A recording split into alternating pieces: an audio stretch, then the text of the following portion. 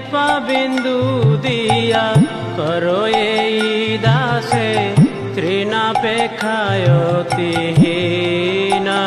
গুরুদেব কৃপা বিন্দু দিয়া করো এই দাসে তৃণাপেক্ষায়তিহীনা। সকল সহনে বল দিয়া করো, সকল সহনে বল দিয়া করো নিজ মনে স্পৃহাহীনা।